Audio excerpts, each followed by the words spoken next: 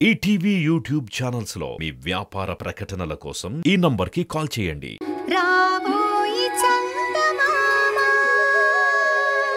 మీరు కూడా మీ భార్యతో పాటు కౌశిక్ వాళ్ళు ఊరొచ్చారు, అవునా? అవును. మీ కళ్ళ ముందే మీ భార్యని మరొకరి భార్యగా అంటున్నప్పుడు మీకేం కోపం రాలేదా? Objection your honour.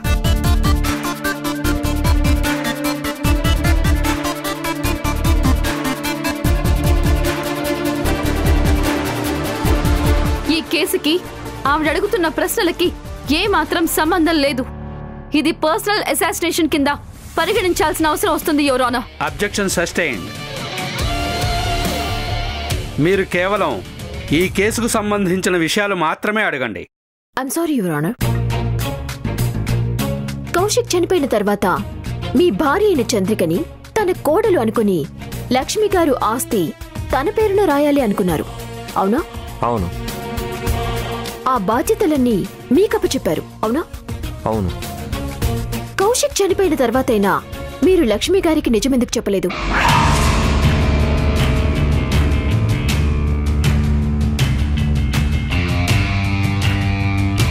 అంటే లక్ష్మి గారి ఆస్తి మీ భార్య పేరున రాస్తున్నారు కాబట్టి తేరగా వస్తున్న ఆస్తిని కొట్టేద్దామనుకుని మీరు ప్లాన్ చేశారు, కరెక్టేనా? లేదు, నేను ఎప్పుడూ అలా అనుకోలేదు.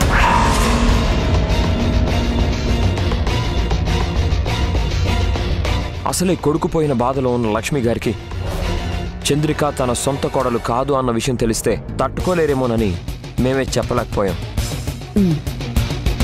కానీ ఆవిడిచ్చే ఆస్తికి మాత్రం మీరు ఆశపడ్డారు. లేదు, నేను ఆశపడలేదు. ఖచ్చితంగా ఆశపడ్డారు. లేదంటే కౌశిక్ కోసం నటించడానికి వచ్చిన మీరు కౌశిక్ చనిపోయిన తర్వాత మరుక్షణమే మీరు ఎవరో ఏంటో చెప్పుండేవాళ్ళు, లేదా ఆ ఊరి నుంచి అక్కడి నుంచి వెళ్ళిపోయిండేవాళ్ళు. ఆ రెండూ చేయలేదు.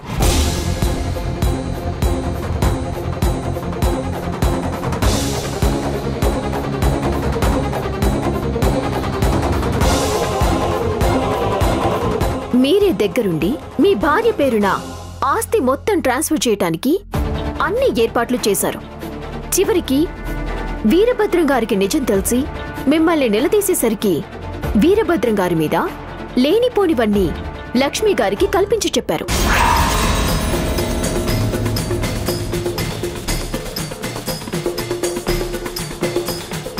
మీ వివరాలన్నీ తెలుసుకున్న లక్ష్మి గారు మీకు ఆస్తి రాయటానికి ఇష్టపడలేదు. ఆఖరికి చివరి వరకు వచ్చిన ఆస్తి చేజారిపోతుంటే మీరు తట్టుకోలేకపోయారు. అందుకే మీరందరూ కలిసి ప్లాన్ చేసి లక్ష్మి గారిని అతి క్రూరంగా చంపారు. నేను చంపలేదు.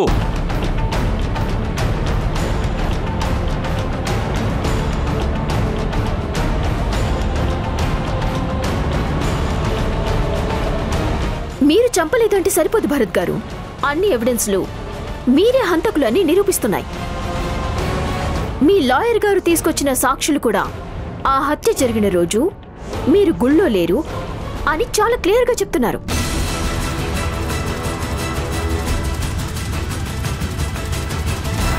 మీ అమ్మగారే మీరు చంద్రిక కలిసి ఇక్కడికి నటించడానికి వచ్చారు అని అందరి ముందు ఒప్పుకున్నారు.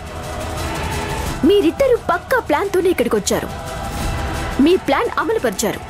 ఎప్పుడైతే లక్ష్మి గారు అడ్డం తిరిగారో ఆవిడ అడ్డు తొలగించుకోవటం కోసం ఒక పథకం ప్రకారం ఆవిడ్ని హత్య చేశారు. నో!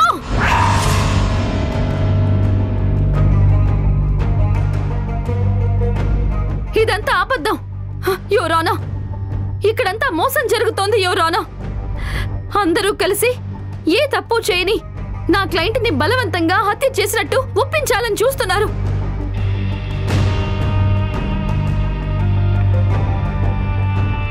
నేను తెచ్చిన సాక్షుల్ని కూడా వాళ్ళు భయపెడుతున్నారు. ఆ రోజు భరత్ గారు కేవలం లక్ష్మి గారికి ఏం జరిగిందో చూడటానికి వెళ్లారు. ఆయన వెళ్లేసరికి అక్కడ ఆవిడ్ని అప్పటికే ఎవరో కత్తితో పొడిచారు.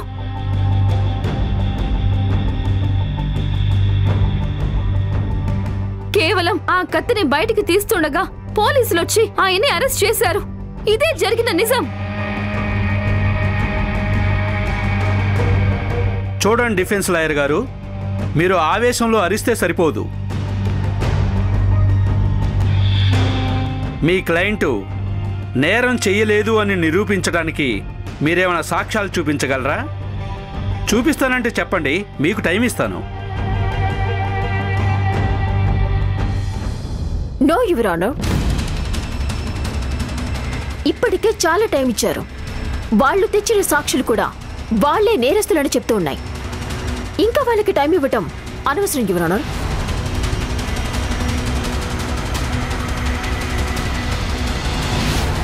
లేదు యువర్ ఆనర్, నాకు కాస్త టైం ఇవ్వండి.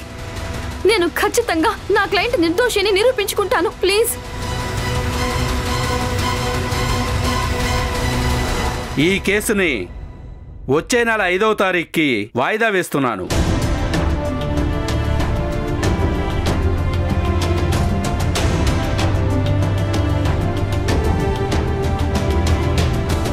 The court is adjourned.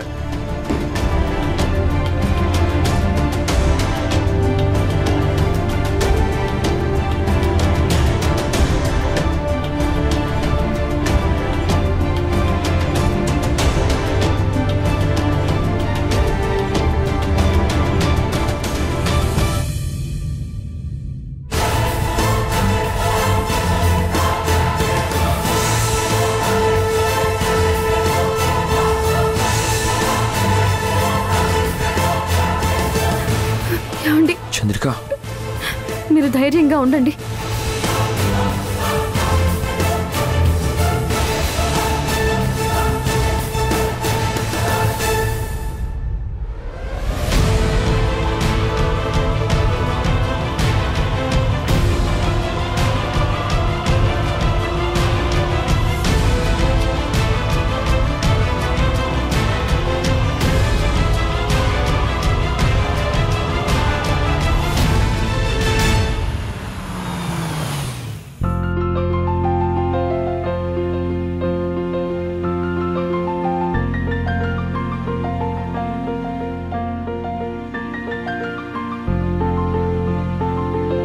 ఒరే నాయనా వీరభద్ర, ఒక్క నిమిషం ఆగండిరా, ఆగండి. ఏమైందమ్మా? ఒక్క నిమిషం ఉండరా, ఉండండి.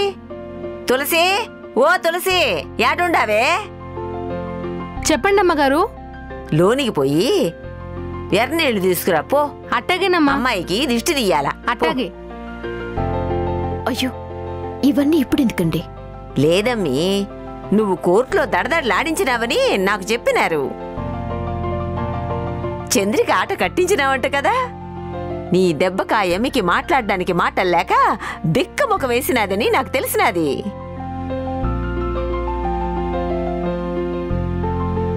అమ్మా ఇదిగో.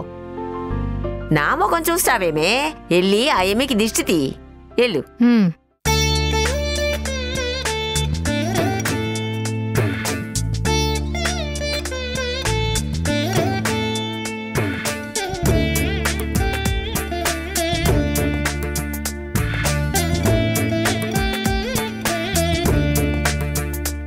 ఇప్పుడు లోనికి రండమ్మా, రండి, పదండి.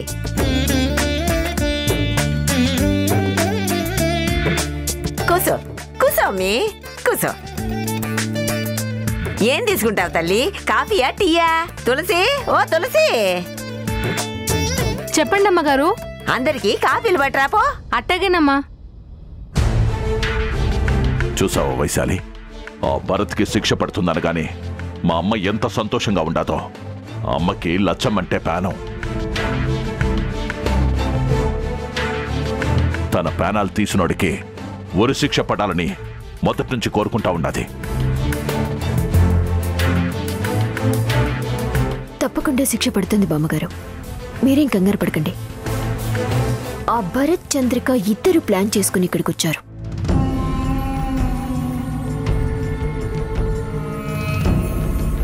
వాళ్ళనుకున్నట్టుగానే ఈ ఆస్తి మొత్తం కాచేయటానికి పక్కా స్కెచ్ వేశారు.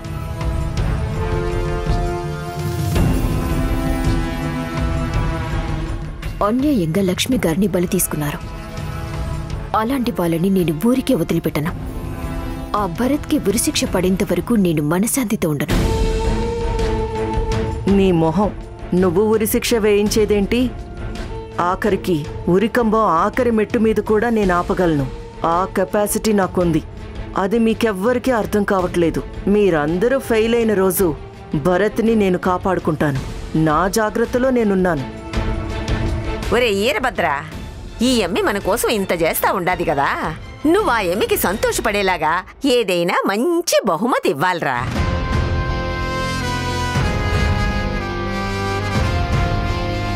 అట్నే అమ్మా. అమ్మ వైశాలి, నీకేం కావాలనో చెప్పు. నీకేది ఇష్టమైతే అది తెప్పించి పెడతా. ఇప్పుడు నాకేం వద్దు అంకుల్. అట్ట కాదమ్మి, కేసును చాలా బాగా వాదిస్తా ఉన్నావు. ఆ చంద్రికకి ఊపిరాడకుండా నీ పాయింట్లతో చంపేస్తా ఉంటావు. నాకు చాలా సంతోషంగా ఉండదమ్మే. ఈ సంతోషంలో నీకేదో ఒకటి ఇవ్వాలని అనిపిస్తా ఉండదు. ఏం కావాలో కోరుకో. ఇప్పుడు కాదంకుల్, నేననుకుంటున్నట్టుగా ఆ చంద్రికకి భరత్కి ఖచ్చితంగా శిక్ష పడాలి. లక్ష్మి గారి ఆత్మ శాంతించాలి, కౌశిక్ ఆశయం నెరవేరాలి. అప్పటి వరకు నేను మనశాంతిగా ఉండలేను.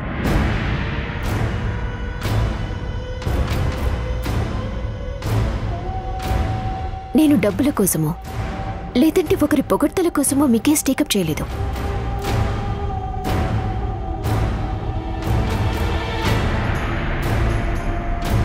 నా ఆత్మసంతృప్తి కోసం చేస్తున్నాను. ఇది నా బాధ్యత.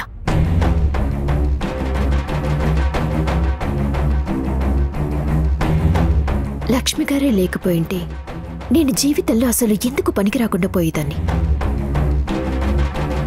అమ్మా నాన్నలకి దూరమై అనాథలా ఉన్న నన్ను చేరుదేసింది.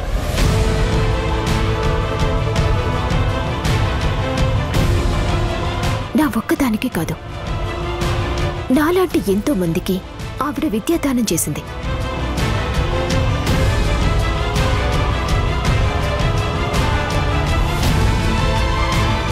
అలాంటి మంచి మనిషిని పొట్టను పెట్టుకున్న వాళ్ళని క్షమించకూడదు అంకుల్.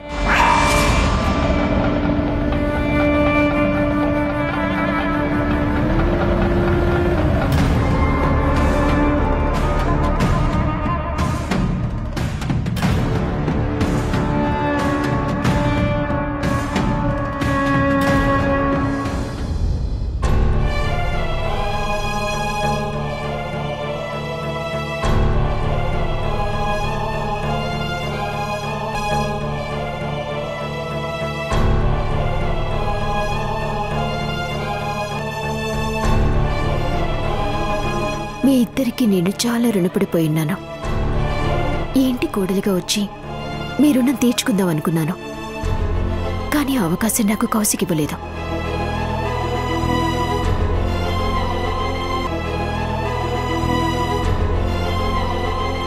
నేను ఈ ఇంటి కోడల్ని కాకపోయినా నా దృష్టిలో నేనెప్పుడూ ఈ ఇంటి మనిషిని అనుకున్నాను. మీరందరూ నా వాళ్ళు. నా వాళ్లకి అన్యాయం చేసిన వాళ్ళని నేను ఊరికే వదిలిపెట్టను. శిక్ష పడేలా చేస్తాను. ఈ కేసు మనం గెలవబోతున్నాం. నన్ను ఆశీర్వదించండి.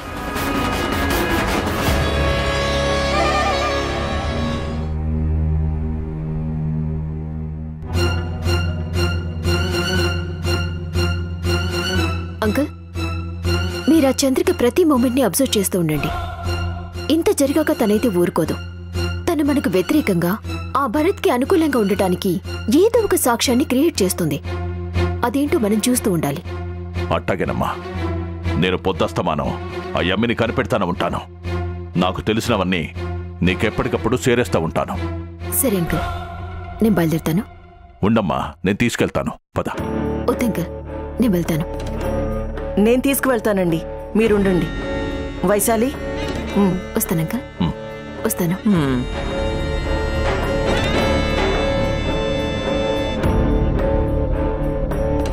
ఏరా నాయనా వీరభద్ర, ఇక మనం కేసు గెలిచినట్టే అంటావా? అమ్మా, ఇది ఒక్కరోజుతో అయిపోయేది కాదే, ఇంకా చాలా జరగాల. ఓ, ఈ రోజుకైతే వైశాలి చంద్రికని నోరెత్తనీయకుండా మాట్లాడింది. మరి రేపేమవుతాదో, చంద్రిక దీనికి ఎదురు నిలబడి ఎట్లా మాట్లాడతాదో మనం తర్వాత చూడాలా. ఏదో ఓట్రా, తొందరగా వాడికి శిక్ష పడినాదంటే అప్పుడు మనం కాస్త ప్రశాంతంగా ఉండొచ్చు. నేను దానికోసమై చూస్తా ఉండానమ్మా. హే లచ్చమ్మ, సచ్చి ఏం సాధించినావే? బతికుండగానే ఈ ఆస్తి మొత్తం నాకు ఇచ్చుంటే నీ కొడుకు నువ్వు హాయిగా బతికుండేవాళ్ళు కదా. ఇప్పుడు చూడు, మీరిద్దరూ చచ్చారు. ఆస్తి మొత్తం నా చేతికే వచ్చినది. ఇదేదో ముందే ఇచ్చుంటే కనీసం మీ ప్రాణాలైనా దక్కిండేవి. ఇప్పుడు మీ ఇద్దరి వల్ల ఆ భరత్గాడు కూడా సావబోతా ఉన్నాడు.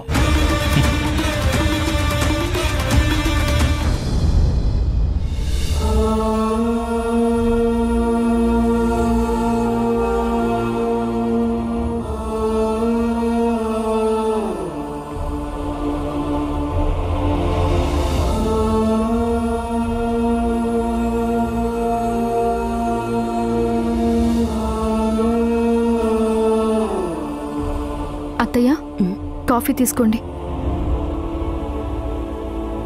చంద్రిక, నన్ను క్షమించమ్మా. ఎందుకు అత్తయ్య? ఎందుకు మీరు నన్ను క్షమాపణ అడుగుతున్నారు? ఇప్పుడు మీరేం తప్పు చేశారని? కోర్టులో నాకేం చెప్పాలో అర్థం కాలేదు. వాళ్ళలా అడిగేసరికి ఆ క్షణంలో నాకేం చెప్పాలో అర్థం కాలేదు. అందుకే నాకు తెలిసింది నేను చెప్పేశాను. చాలా మంచి పని చేశారు అత్తయ్య. మీరు నిజం చెప్పటం వల్లే మంచి జరుగుతుంది. ఎలా? ఆ వైశాలి ఎలా మాట్లాడిందో నువ్వే చూసావుగా. నువ్వు భరత్ ఆస్తి కోసం ఇంటికి నటించడానికి వచ్చారని తను నిరూపించింది. దానికి నా సాక్ష్యం కూడా తోడైంది. అత్తయ్య, మీరలా చెప్పటం కూడా ఒక రకంగా మంచిదే అయ్యింది. లేదంటే ఈ కేసు ఇంకొంచెం కాంప్లికేట్ అయ్యేది. ఎలా అమ్మా? మీ ఇద్దరూ భార్యాభర్తలు అయ్యుండి కౌశిక్కి భార్యగా నటించడానికి వచ్చావని ఒప్పుకున్నప్పుడే నువ్వు తప్పు చేసినట్టు ఒప్పుకున్నట్టయింది కదా. రేపు జడ్జి గారు నిజంగానే మీరు డబ్బు కోసం ఈ పనిచేశారని నమ్ముతారు. అప్పుడు భరత్కి ఇంకా శిక్ష పడే అవకాశం ఎక్కువ ఉంటుంది. అత్తయ్య, ఒక రకంగా ఆలోచిస్తే మీరు చెప్పిన సాక్ష్యం వల్ల మేమిద్దరం ఇక్కడికి నటించడానికి వచ్చాము అన్న విషయం జడ్జి గారికి అర్థం అవుతుంది. దానివల్ల మమ్మల్ని కొంచెం అనుమానించే అవకాశం ఉంది, కాదనట్లేదు. కానీ ఇక్కడ ఇంటర్నల్గా ఇంకొక విషయం ఉంది. ఏంటమ్మా అది? మీరు ఏ సాక్ష్యం చెప్పారు? నేను కౌశిక్కి భార్యగా ఒప్పుకొని మేమిద్దరం కలిసి ఇక్కడికి వచ్చాము అని చెప్పారు. అంటే ఏంటి? నేను కౌశిక్కి భార్యగా నటిస్తున్నాను అన్న విషయం కౌశిక్కి తెలిసినట్టే కదా. కౌశిక్ ఒప్పుకొని అతని అంగీకారంతోటే మేమిద్దరం ఇక్కడికి నటించడానికి వచ్చాము అని కోర్టు రికార్డ్స్లో రికార్డ్ అయింది. కాబట్టి ఇక్కడ మేము ఎవ్వరినీ మోసం చేయడానికి రాలేదు. కౌశిక్కే మమ్మల్ని బ్రతిమలాడి తీసుకొచ్చాడు అని నేను వాదించడానికి ఇదొక పెద్ద సాక్ష్యం అవుతుంది అత్తయ్య. నిజమేనమ్మా, నేనంత దూరం ఆలోచించలేదు. అత్తయ్య, వైశాలి మిమ్మల్ని ఖచ్చితంగా బోనెక్కిస్తుందని నేను ముందే ఊహించాను. నేను అనుకున్నట్టే తను మిమ్మల్ని సాక్ష్యంగా తీసుకొచ్చింది. మీరు ఆ క్షణంలో ఉన్నది ఉన్నట్టుగానే చెప్తారు, ఎలాంటి ఆలోచనలు మీ మనసులో ఉండవు అన్న విషయం కూడా నేను ఎక్స్పెక్ట్ చేశాను. మీరు కరెక్ట్గానే నేను అనుకున్నదే అక్కడ చెప్పారు. దీనివల్ల మనకు లాభమే తప్ప నష్టమేం లేదత్తయ్యా. ఏమోనమ్మా, నువ్వైతే అంత కాన్ఫిడెంట్గా ఉంటున్నావు, కానీ ఆ వైశాలి మాటలు వింటుంటే నాకు చాలా భయంగాను బాధగాను ఉంది. సాటి ఆడపిల్ల అయ్యుండి మరో ఆడపిల్ల గురించి అంత అన్యాయంగా అలా ఎలా మాట్లాడుతుంది? నువ్వేమీ నీ భర్తకి తెలియకుండా ఇక్కడ నటించడానికి రాలేదు. అలా వచ్చుంటే ఖచ్చితంగా అది తప్పే. కానీ నీ భర్తను తీసుకుని నువ్వు ఇక్కడికి వచ్చావు అన్నప్పుడు నువ్వు అన్యాయం చేయడానికి వచ్చావు, అతన్ని మోసం చేయడానికి వచ్చావని ఎలా అనుకుంటుంది? చూసారా అత్తయ్య, మీకు తెలియకుండానే మీరు ఎంత పెద్ద లాజిక్ మాట్లాడారు. You are correct. నేను నా భర్తతో కలిసి వచ్చి ఇక్కడ కౌశిక్కి భార్యగా నటించాను. అంటే కౌశిక్ రిక్వెస్ట్ వల్లే వచ్చాను అన్న విషయం ఇక్కడ క్లారిటీగా అర్థమవుతోంది. ఇక్కడ మేమిద్దరం కలిసి ఈ ఆస్తిని కాజేయడానికి ప్లాన్ చేశాము అని వైశాలి ఆర్గ్యుమెంట్ చేస్తుంది, కానీ దానికి బలమైన సాక్ష్యాలేమీ లేవు. అది నిరూపించాలంటే అది తన వల్ల కాదు. ఎందుకంటే నిజంగా ఆస్తిని కాజేయాలి అనుకున్న వాళ్ళమే అయితే ఇన్ని రోజులు ఆగాల్సిన అవసరం లేదు అని నేను వాదిస్తాను. ఆస్తి ట్రాన్స్ఫర్ చేయడం అనేది చాలా సింపుల్ విషయం.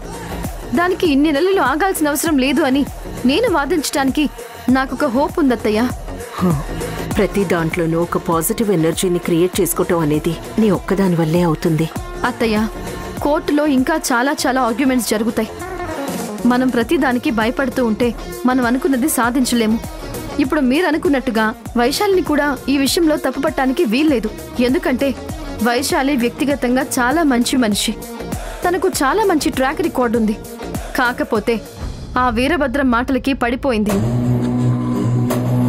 లక్ష్మి గారి మీద విపరీతమైన గౌరవం ఉండటం వల్ల ఆవిడకి మంచి చెయ్యాలి అనే ఉద్దేశంతో నిజానిజాలు తెలుసుకోలేకపోతోంది.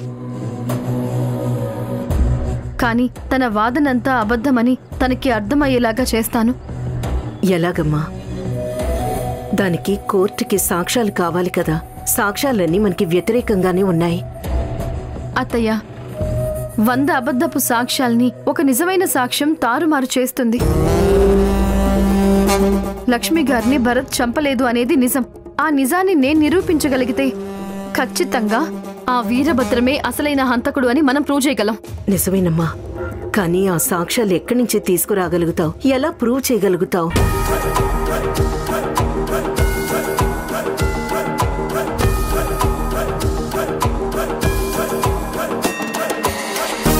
వెతుకుతానత్తయ్య. వెతికితే ఏదొక దారి దొరక్కపోదు.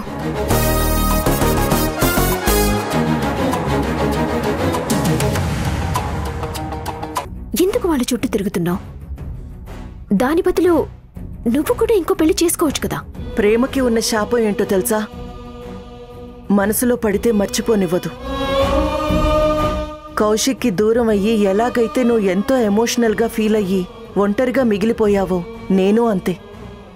భరత్ విషయంలో బాగా ఎమోషనల్గా ఫీల్ అయ్యాను.